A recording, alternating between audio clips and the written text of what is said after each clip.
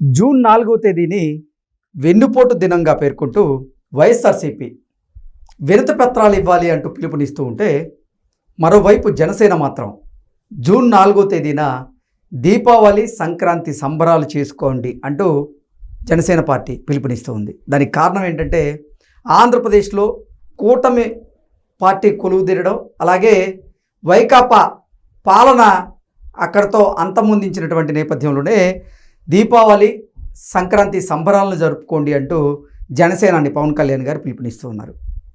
అటు వైసీపీ మాత్రం వెన్నుపోటు దినోత్సవంగా దాన్ని పేర్కొంటూ కలెక్టర్లకి అధికారులకి వినతి పత్రాలు ఇవ్వాలి, కూటమి ప్రభుత్వం విఫలమైన దాని మీద అంటూ వారి నిర్ణయం తీసుకున్నటువంటి నేపథ్యంలో అసలు ప్రజల బాట, ప్రజల ఆలోచన ఏ రకంగా ఉంది?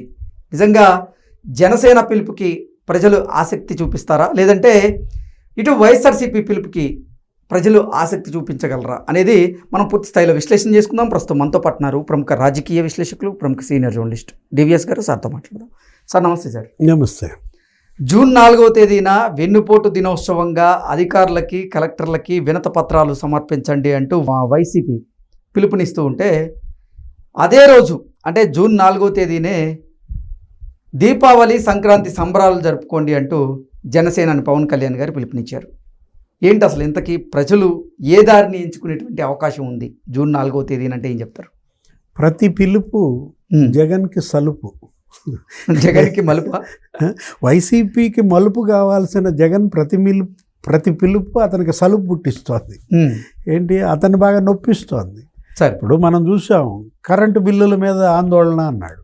అరే నాయన, 9 సార్లు ఛార్జీలు పెంచిందే నువ్వు, ఇంకొక 2 సార్లు ఛార్జీలు పెంచమని చెప్పిందే నువ్వు. మరి నాగార్జున రెడ్డి జస్టిస్ సంతకం పెట్టిపోయాడు. లేదా రైతుల మీద ఆందోళన అనగానే మనం చూసాం, ఆ రైతుల సమస్యలన్నిటికీ అతనే కారణం అని. మిర్చి యార్డుకు పోయాడు. మిర్చి యార్డు మరి మనం చూసాం, ఆయన ఇచ్చిన జీవో ఒకటి బయట పెట్టారు, నువ్వే 6,000 కొనమన్నావు క్వింటా అని. లేకపోతే యువత పౌరు అన్నాడు. యువత పౌరు అనగానే ఆ ఉద్యోగాలన్నీ నువ్వు అసలు జాబ్ క్యాలెండర్ ఏది? వదిన సాక్షి క్యాలెండర్ ఇచ్చింది కానీ నువ్వు జాబ్ క్యాలెండర్ ఇవ్వలేదు. నువ్వు మెగా డిఎస్సి అని దగా డిఎస్సి చేసావు అంటూ యువతకి జగన్ చేసిన అన్యాయం, ఆ ఆందోళన. అసలు ఏటిల్లో ఆయన పాల్గొనడల్లా.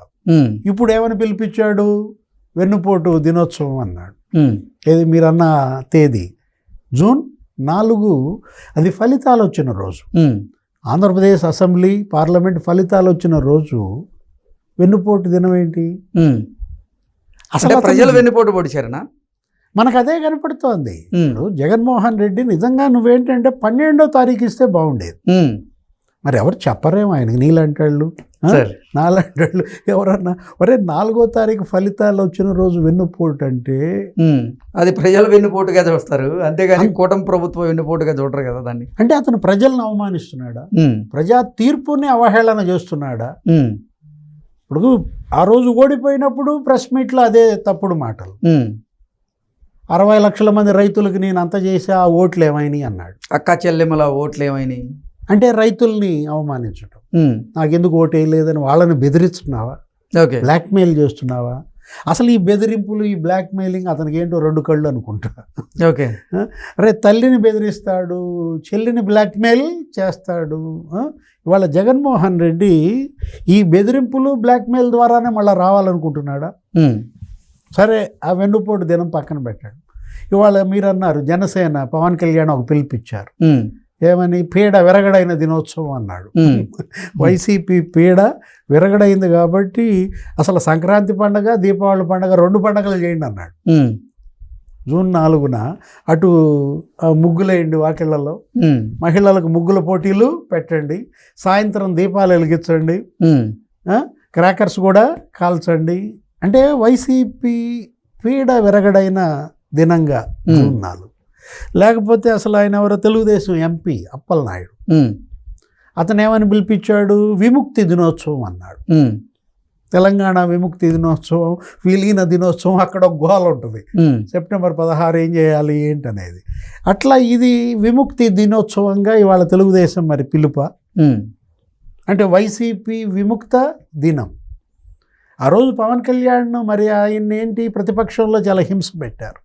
జనసేన కార్యకర్తలపైన శ్రేణులపైన కేసులు పెట్టారు, అరెస్టులు చేశారు, జైళ్ళకు పంపినప్పుడు అతనేం పిలిపించాడు, వైసీపీ విముక్త ఆంధ్రప్రదేశ్ అన్నాడు.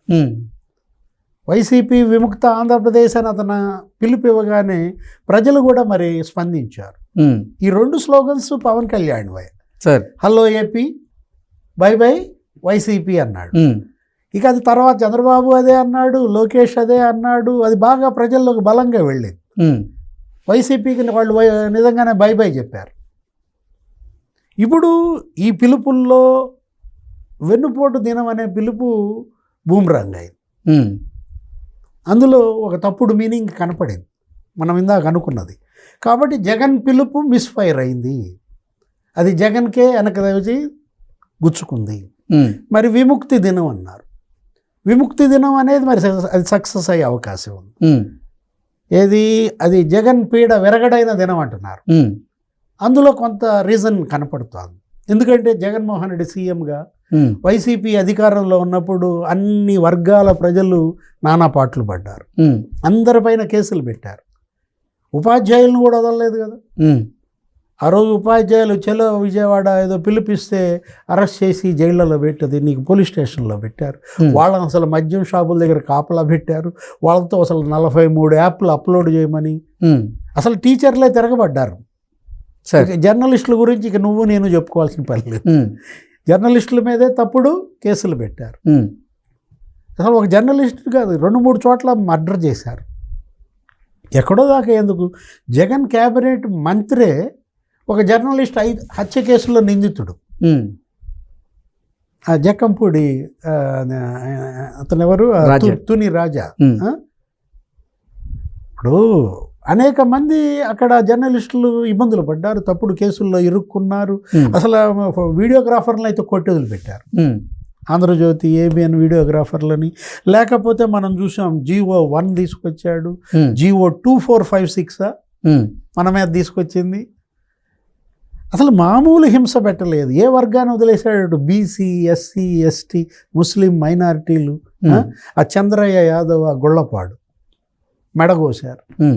జై జగన్ అంటావా అనవా, అతను అనలేదు, జై చంద్రబాబు అన్నాడు, మెడగోసేశారు. ఆ ఒక్కటే నీకు మొత్తం అసలు మలుపు తిప్పింది సార్. డాక్టర్ సుధాకర్ విశాఖపట్నంలో ఆయన ఏం మాట్లాడాడు, మాస్క్ అడిగాడు.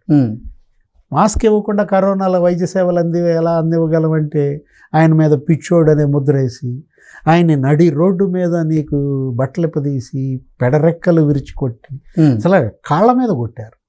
చనిపోయాడు ఆయన తర్వాత. డాక్టర్ సుధాకర్ లేకపోతే చంద్రయ్య యాదవ్, అసలు అబ్దుల్ సలాం అనేవాడిని అతను కుటుంబంతో సహా సామూహిక ఆత్మహత్యలు, మామూలు వేధింపుల. నంద్యాలలో భార్యని 2 పిల్లల్ని కూడా రైలు పట్టాలకు కట్టేశాడు. రైలు గుద్దేసింది, 4 చనిపోయారు. ముస్లిమ్స్ ఎంతమంది పైన అత్యాచారాలు, రాజమండ్రి, దాచేపల్లి, గుంటూరు, చిన్న చిన్న ఆడబిడ్డలు అన్నమాట.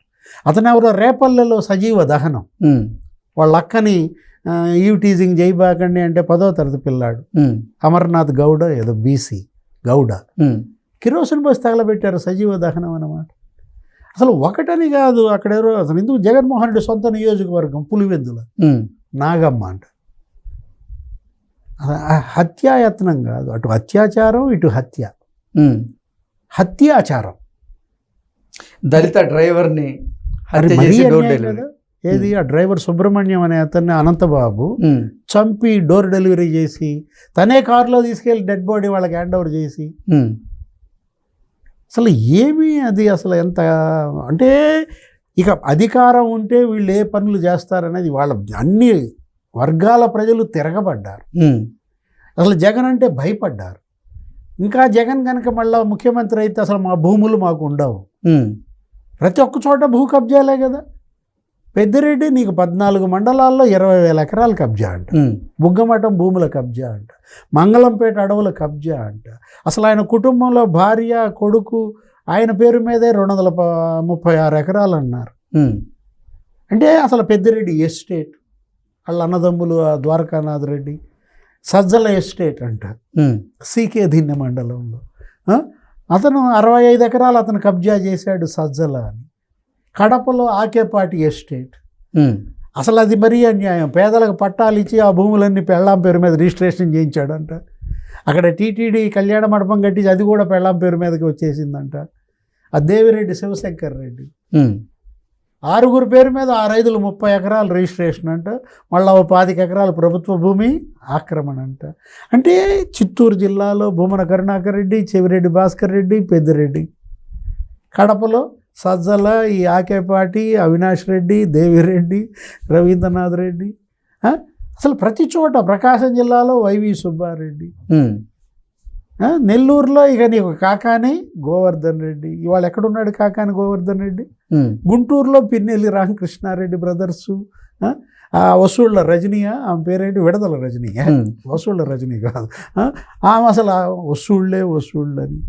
అంటే గుంటూరే కాదు, గోదావరి జిల్లాల్లో అటు కారుమూరి నాగేశ్వరరావు, అది అతనేంటి టీడీఆర్ స్కాములు, కొట్టు సత్యనారాయణ. అసలు వీళ్ళ మంత్రులు. ఉత్తరాంధ్ర మొత్తం విజయసాయిరెడ్డి గంపగుత్తగా. ఆ వైవి సుబ్బారెడ్డి కొడుకు విక్రాంత్ రెడ్డి అంట. అతనేంటి, నీకు అసలు కేవీ రావుని పోర్ట్ ఇస్తావా చస్తావా, సజ్ ఇస్తావా చస్తావా, పాయింట్ బ్లాంక్లో మరి 3600 కోట్లు లాక్కున్నారని. అంటే గనుల కబ్జాలు, డిస్టిలరీల కబ్జాలు, భూములు. ఇంకా మళ్ళా జగన్ గనక గెలిస్తే మన భూములు ఉండవు, మన ఇళ్ళు ఉండవన్న భయంతో ఓటేసి వీళ్ళని గెలిపించుకున్నారు. అంటే ఇప్పుడు ఏంటిది? వెన్నుపోటు దినోత్సవమా? ఎవరు వెన్నుపోటు పొడిచారు జగన్మోహన్ రెడ్డికి? ఎస్సీల డాక్టర్ సుధాకర్, డాక్టర్ అచ్చెన్న వాళ్ళు వెన్నుపోటు పొడిచారా? ముస్లింలు వెన్నుపోటు పొడిచారా? అబ్దుల్ సలాం వాళ్ళంతా వెన్నుపోటు పొడిచారా? బీసీలు వెన్నుపోటు పొడిచారా? అమర్నాథ్ గౌడు, చంద్రయ్య యాదవ్ వీళ్ళ వెన్నుపోటు పొడిచింది జగన్మోహన్ రెడ్డికి. ఇది వెన్నుపోటు దినమా, విముక్తి దినమా, పీడ విరగడైన దినమా? తేల్చాల్సింది ఎవరు? ప్రజలే తేల్చాలి. Okay sir, thank you so much.